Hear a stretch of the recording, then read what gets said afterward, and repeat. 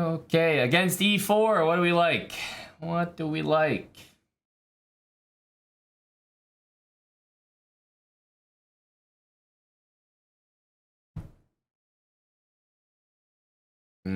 Okay.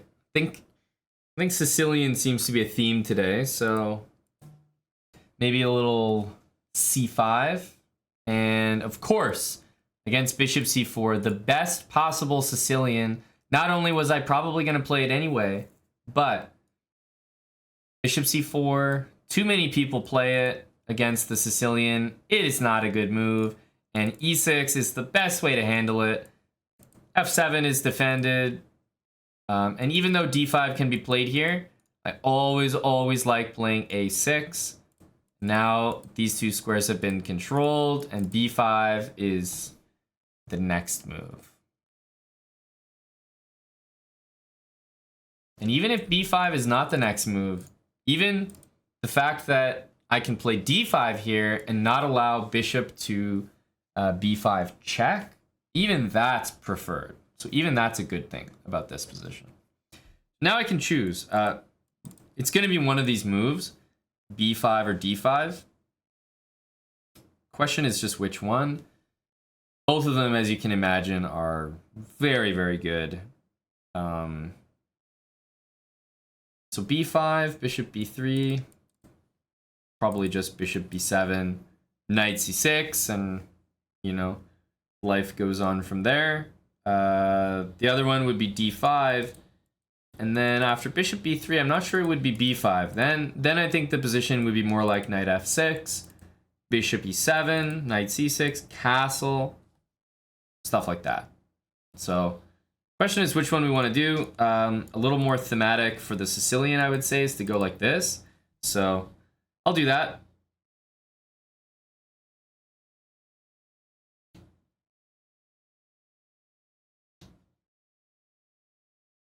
Okay, and as I've usually said, after b5, bishop b7 is just a very natural move. Makes sense that it's often the next move you play.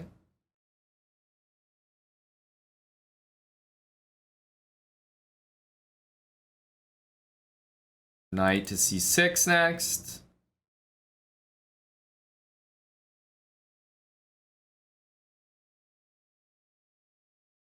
Okay, a4. I would say pretty much every time that I see the move a4, I'm pretty much going to play b4. If I don't, and the pawn takes here, it's not the end of the world, you know? The rook is protected, but still, b4 is pretty normal, pretty natural after a4. Just keeps things closed. My knight can go to a5 maybe to bother the bishop. And, you know, it's nice to gain a little bit of space here as well.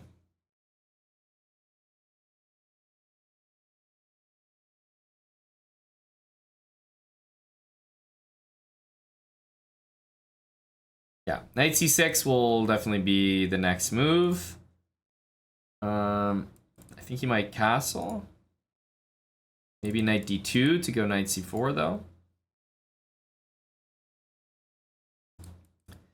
Knight e5, I definitely get kind of weird vibes. It does not look like the right move, instinctively.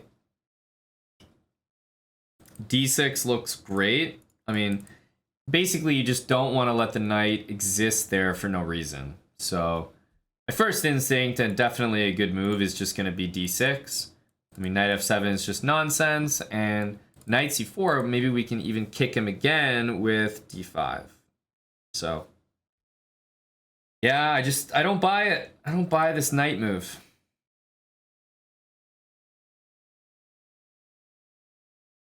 It seems like a waste of time.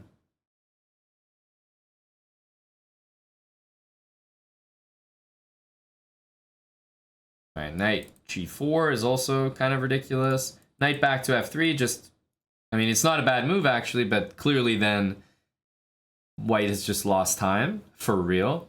They've admitted it.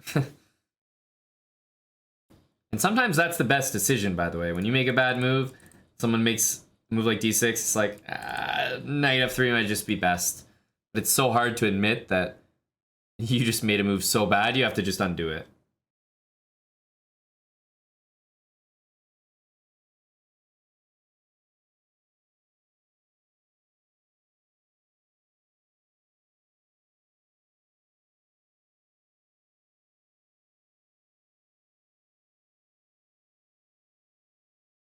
I think we'll see knight c4 just because it kind of makes the most use of knight e5. But for better or for worse, he plays knight back to f3. So I'm going to say that he deserves credit for that. I know it looks silly, but I actually think it might be the best option that he had there. So let's just develop. Now that I have my pawn on d6, I feel a little more secure about playing knight f6. e5 is pretty much whatever. And whenever I see this, my immediate reaction is just going to be bishop e7. No calculation, nothing, just nice and easy. h6 to hit the bishop. Absolutely one of my next moves. And then again, probably continuing with that knight c6 stuff.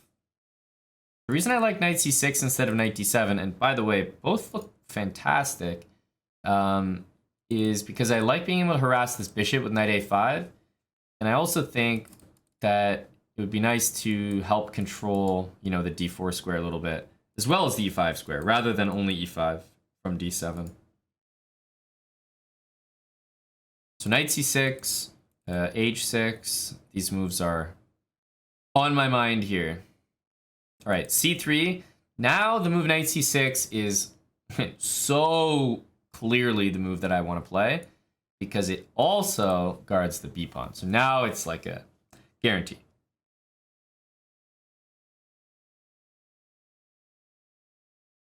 White playing d4 is just not possible quite yet because of e4 hanging, so don't really have to worry about it. In the meantime, h6, knight a5, and also surprisingly rook b8 kind of comes to mind as well, because I think these pawns are going to be traded in the near future.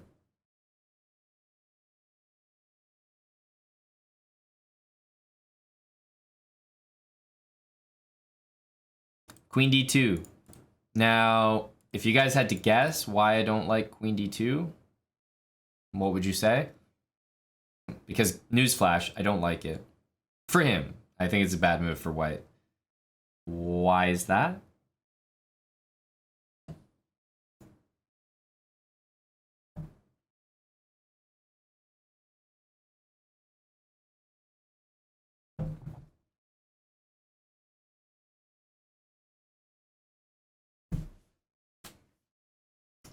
Yeah, pretty much correct there. Practicality. If you look at that knight, I mean, it's not going anywhere there. And now you've just taken the only square that it possibly could have gone to. So queen e2 is just awful coordination for white now. That queen needed to be on one of those two squares. But now queen d2 takes the knight's d2 square. And I think the coordination is now completely off for white's position. Okay, let's see what we want to do here. Knight a5, tempting, but honestly, this bishop can retreat somewhere, and it looks reasonably safe.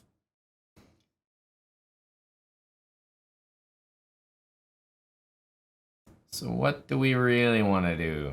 Castle looks fantastic. h6 also looks like a great move.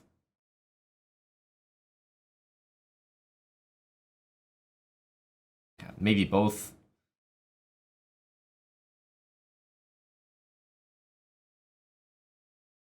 Yeah, I think probably those couple moves make sense.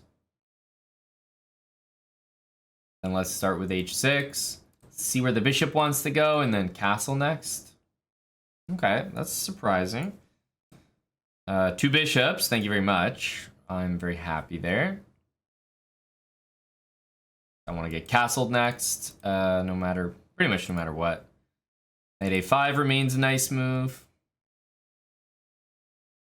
Yeah, I was wondering if he was going to go for this. Now, when you think about what's actually just occurred, Of course, it makes sense that black should be happy because I know it looks like white is kind of achieving 2 pawns in the center, but white just gave away the bishops. So immediately opening up the position with 2 pawn exchanges has to favor the bishops. I mean, there's no way around that. So here I'm looking at takes. Well, if knight takes, you just lose a pawn. So pawn takes has to be met with pawn takes, and then pawn takes again, pawn takes again. Now that pawn is pinned to the rook. Queen b6 hits that loose bishop and hits the pawn on d4. So I see myself just winning a pawn, maybe winning more than a pawn in that line. So I'm just going to go straight for it.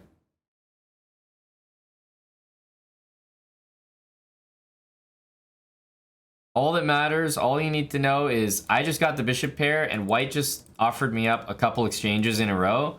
That's going to make this bishop into a monster.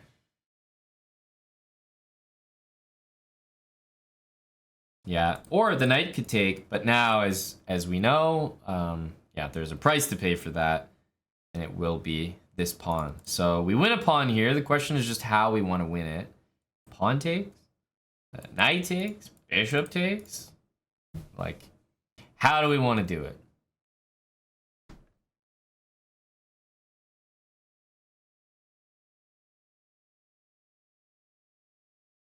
Well, pawn takes, you know, never going to be the best move, doubling the pawns, but it is kind of nice to knock that knight away. What I am looking at is knight takes and then pawn takes. So that way, if the knight moves, there's also bishop takes on e4. No matter what, I'm definitely going to start with the knight. You would never, instinctively never, ever start with the bishop when they have a knight that could take you. It just doesn't make sense. We want to keep our bishop pair, of course. But after knight takes, I think I have a very interesting decision. Bishop takes is great. I mean, can't complain about that move. But pawn takes might be even better. Yes, it doubles the pawns, but it boots the knight out for one move. And there is an e-pawn hanging. So I think that might be... very well might just be winning.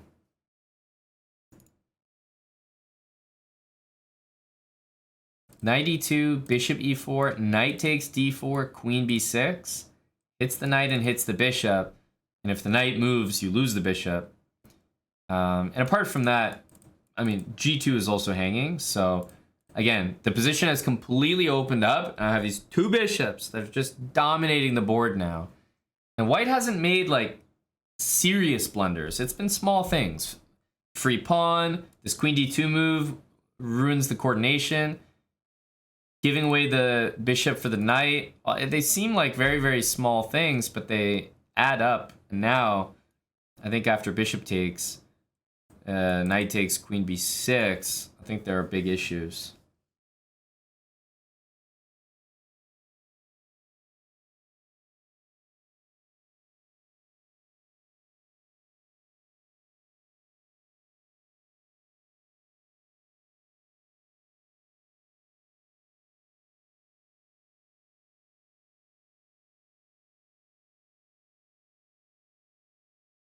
Yeah, so knight takes, I think queen b6.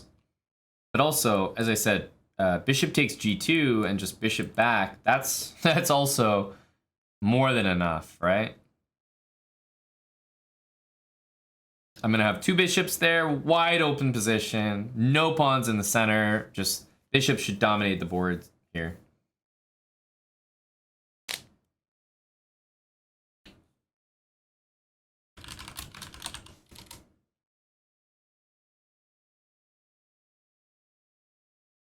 So if you're not taking here, then what are you doing? You're probably castling, honestly. But then I'll continue the same way. Queen b6, hitting the bishop, guarding the pawn. I want to castle. I want to play rook b8, gang up on that pawn. I can also play d3 if I want to.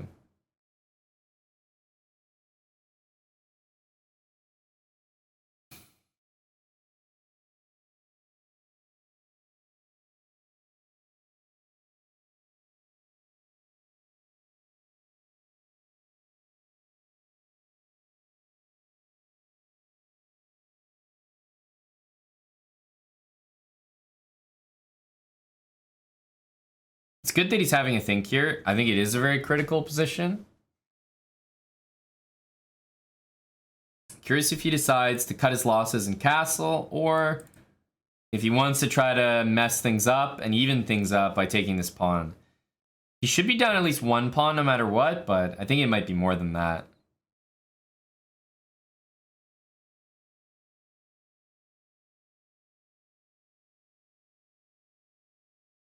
But yeah, these bishops really run the show right now.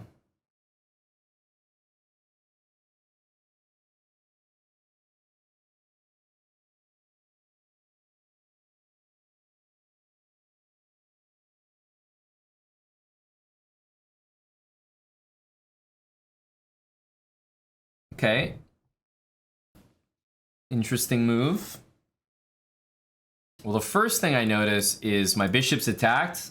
I have to move it. So we should take here. The next thing I notice is that we might not need to move it, and I could play d5, and everything gets defended there pretty nicely. But then I even start to think, hang on a sec. I actually have queen to a5, which will essentially be delivering like close to checkmate or something in a lot of lines. Like if I take here and then give a check, the king has to go that way. It's like after bishop g5, it's almost force mate on d2, but there is queen takes on d4. But it's actually closer than you might think. So that's what I'm looking at. This looks like a great place to start, because even if you just take it and move the bishop back, like you're already in a great position. Plus, I think we could probably improve the play there.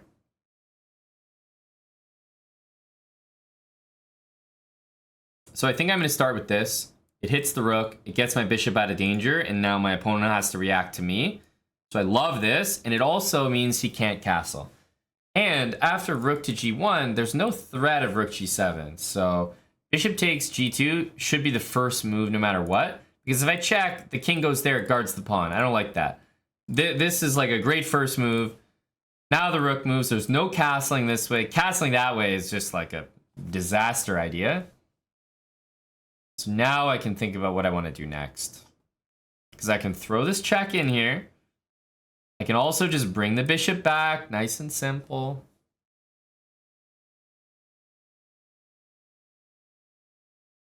Well, I don't actually think bishop g5 works here, because there's always queen takes d4, and I think mate is covered. So I'm not actually too impressed by this bishop g5 move yet.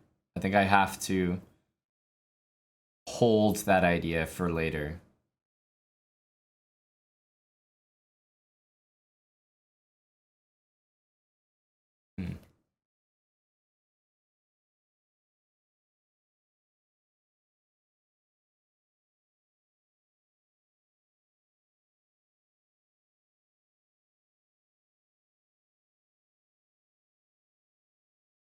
Yeah, honestly, bishop all the way back is super simple, super winning, I think. So that's always in my mind, but why would I do that when I could give this check first? So I think we want to start with the check. The only question after king d1 is what move can we throw in there? Maybe queen b6 to hit this bishop? That could be good.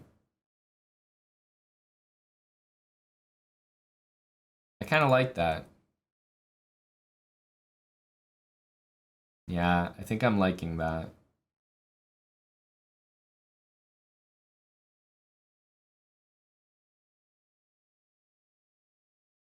Queen check first. If queen d2, we can just take it. But after the king goes there, I think I have a few options. So one of these queen moves, okay, it guards the pawn, whatever. Also hits the bishop with a check to the king on d1.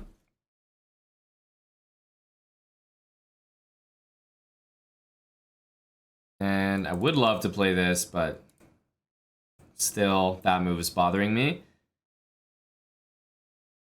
Even though this is hanging, that bishop I think is far more important. And if the queen goes there, then honestly, I think we just take it. We're up so many pawns there. It's a very comfortable position. Yeah, so I did expect this move.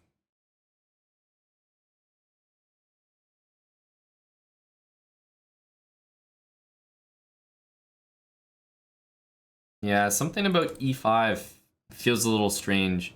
I don't know, like the queen moves, this bishop has to move, and then there's like, I don't know, rook takes g7, queen f7. Like, I don't like opening up this bishop. Something just feels wrong about that. Maybe it's the move, but like I'd have to trade bishops or something. So I feel a little bit more attached to something like this. Or this. Just make a threat.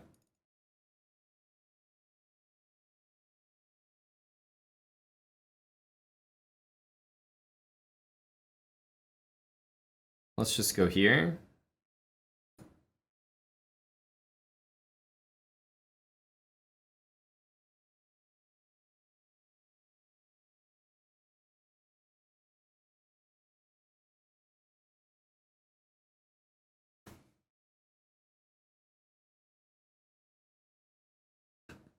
There is this move, but I'm gonna be taking some pawns down there. I don't think that holds it together.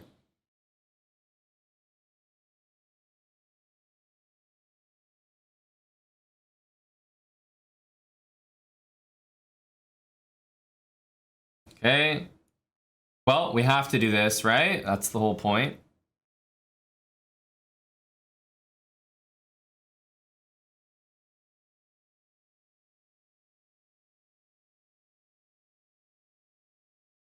And there should be a very convincing little maneuver here. The next move I think I want to do is d3. Because if I start with this, rook d1, there's no d3. I don't like that. So d3 while I can, while it's supported. And on my next move after d3, I'm thinking that I'll be able to take on b2. So just want to make sure that that can actually be a reality.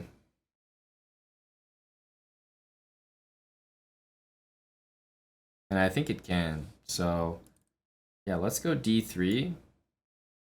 The point is the knight has to move. Let's say in the perfect world, the knight moves somewhere safe. We take here. Then the rook has to move. It can kind of only go there. And then we're just getting every single move with tempo, which is kind of a nice feeling. Maybe even bishop takes b2. Rook b1, bishop c3 wins the rook.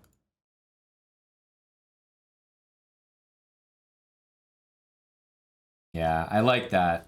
That looks like a very likely finish, you know? Knight g3, bishop here, rook d1, bishop check, king over, and queen takes d1 as mate. Because his own rook is trapping him in.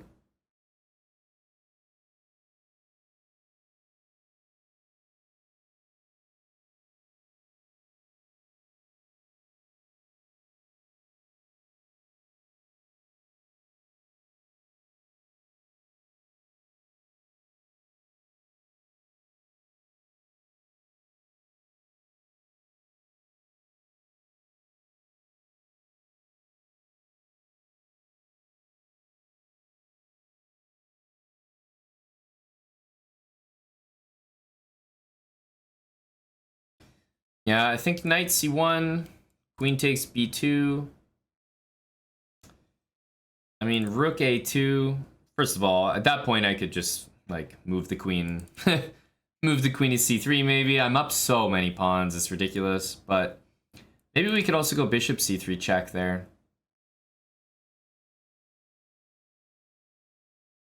Depends how adventurous we want to get. Ugh. Something about this move looks wrong, but it comes with a very nice intention by him, which is, hey, just want to take that on d3. So from that perspective, it makes a ton of sense. So if queen takes b2, then rook takes d3, and while the position is still winning, you can see at least what my opponent's trying to do, right? So what I think needs to be done here is this queen needs to make a new threat. And although queen c2 is very tempting, and it is very tempting, somehow I'm not seeing that fully working. Queen there. Like, yes, knight here is just game over. Knight c3. And it's like queen takes b2 should be over. Queen here, knight b3. Bishop b2 should be over. Because I have a guaranteed win, which is queen here or queen here. Queen here looks a bit better. I just hit the rook and I'm hitting the knight. So that's what I know is in the position, available for me like anytime I want it. But queen c2, the more I look at it, I'm like, that's pretty winning as well. It's not many places that knight can go, and we're gonna play bishop takes b2 next. So I actually think queen c2 is sufficient here.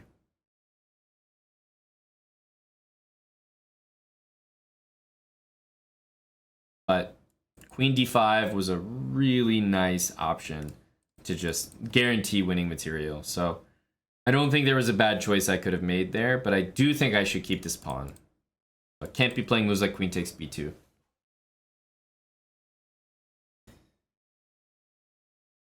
So the only reason I think this is stronger than d5, well, this already sort of affirms that it's stronger because now we're winning a full rook, whereas queen d5 was at best winning the knight. Now queen b1 is probably the next important move, and we're under attack here, so yeah, we're definitely gonna do it. King here, there's bishop g5, there's queen takes b2, there's bishop e5. There's definitely lots of ways to win material here. I'm not sure we should be in any particular rush.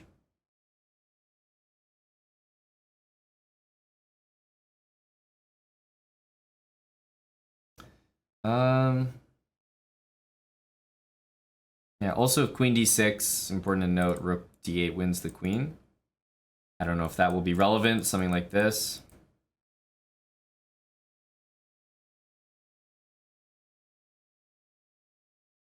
Bishop e5, I was thinking queen d3, attacking this rook. But I don't think that actually helps.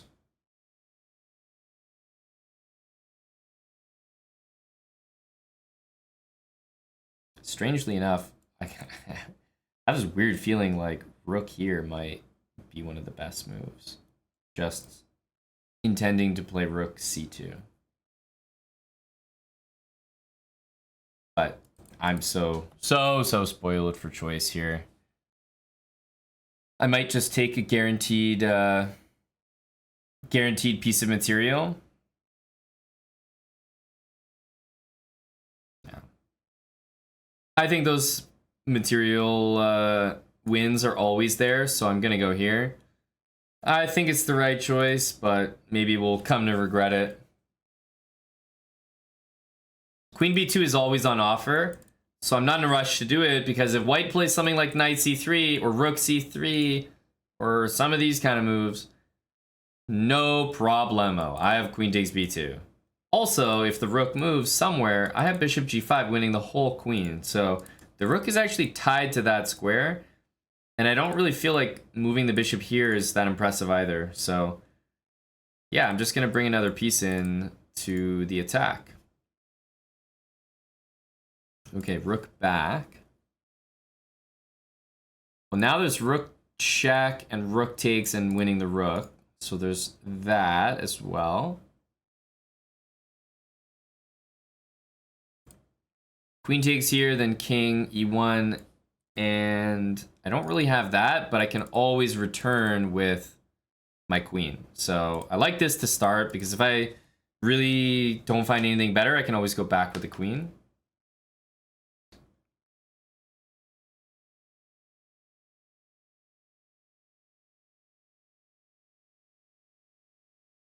It would be amazing if this move would work and just win me my material. But I am not getting so fortunate here.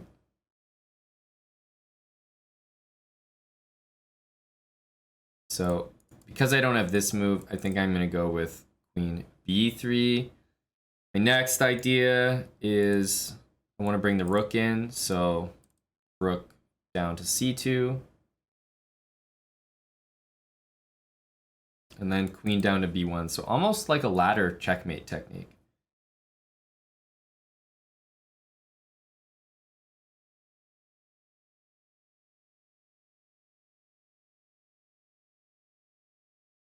Check.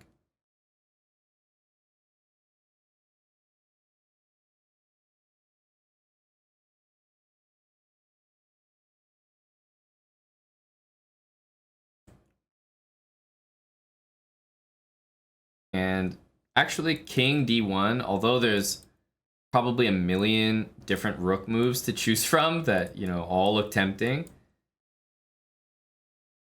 I'm really wondering if queen b1 or queen d3 are just the more professional moves, right? Don't get tempted by this. It's like, hang on a sec. Focus on what you're really after, which is mate. So rook c2, king d1. Now this is tempting, but let's focus on what we're here for, which is mate.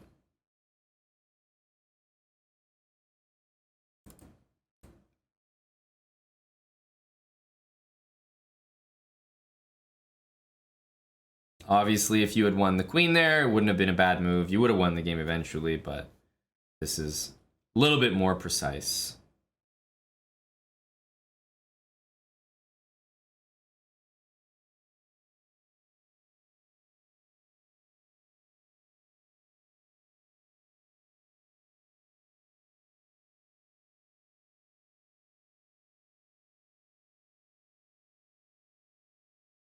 King e1, there's queen there. I definitely would not want to pre-move. First of all, I have more than a minute on the clock. Like, it's ridiculous to pre-move at all. I wouldn't be pre-moving in a rapid game anyway, unless I was 100% sure it was the only move by them or something. But obviously, if I pre-move queen e2, he could play queen d2 right now. I would pre-move that, he would take, and like, yeah, I would still be winning only because I'm up so much material right now, but you get my point. You really shouldn't be pre-moving.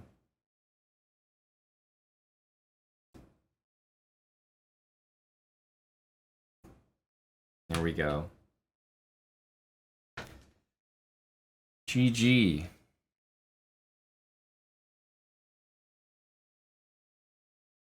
Let's have a look at this one. Let's see here.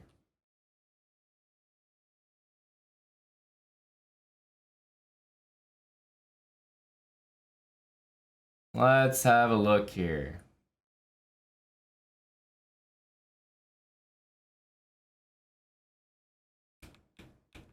So we went for the Sicilian b5, bishop b7. I always like that. Knight e5 is, you know, black has done everything pretty normally, but knight e5 is not a fan.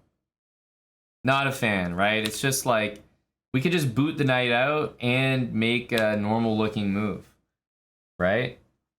Thanks a lot, Latinum Blonde. The slow Cinco. That's right. For the slow game. Okay, always unpin immediately. Like, why the heck not? H6 could be played, but I always love bishop e7. Knight c6. So just following all the Sicilian principles. We want the knight there. Simple development over here. Castle. Queen d2. So this move was really not good. It's not going to get like a double question mark blunder tag, but it was really not it. And then d4. This is the one thing you just can't do. Like, you see the position before d4, you know, it's better for black because of the two bishops, more space, and that queen is just on the wrong square. In fact, white's best move might be moving the queen off that square, just to show you how bad it is. But what I'm getting at is that after d4, all of white's small moves that were like not so good are adding up. So the first one that I thought was really not so good was bishop c4.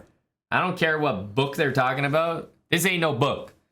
This ain't no book you should be reading. All right, so that one is no good. Knight e5 is no good. Queen d2 is no good. Taking is definitely no good. Giving away the two bishops for no reason.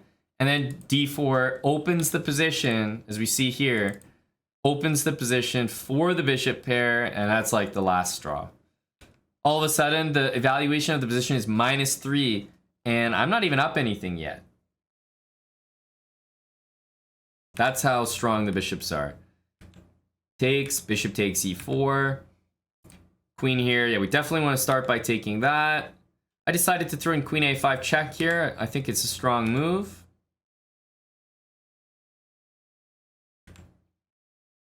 We went for queen b6, but again, so many good moves here. d3, rook a3, and yeah, queen d5, so tempting, but queen c2, it was just tough to tell the difference between those two moves, honestly. Plus queen b7 was almost the exact same thing.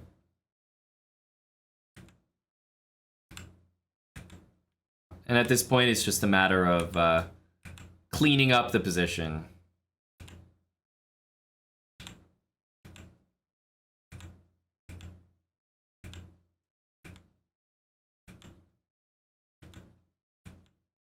There we go.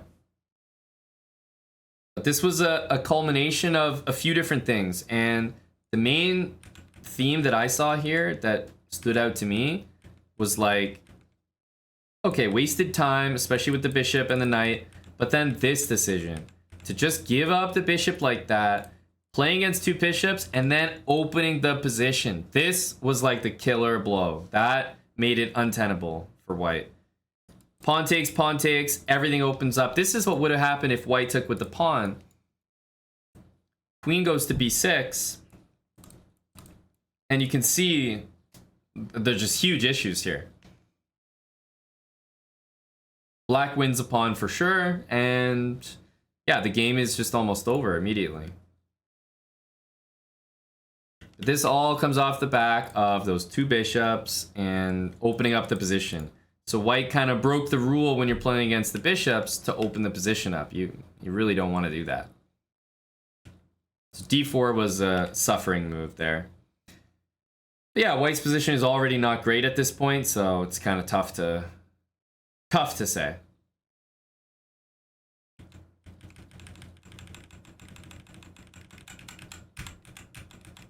Two bishop domination. GG. GG.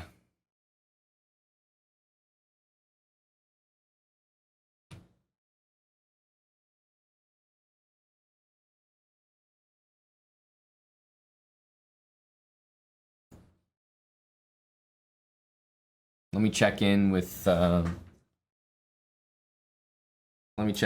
what's going on in the NBA. Before I start another slow game, let me check.